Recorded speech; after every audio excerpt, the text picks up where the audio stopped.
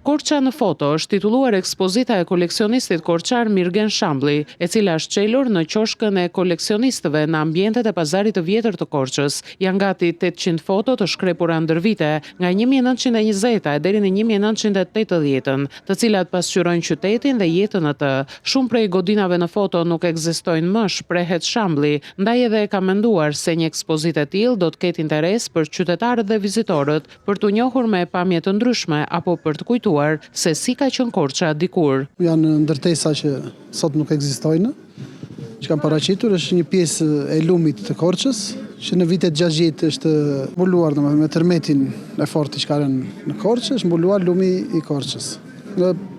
Kam paraqitur të gjitha urat pothuajse, janë 6 urat të Korçës, që fillojnë që në sanatoriumi sipër, deri në fund të pazarit.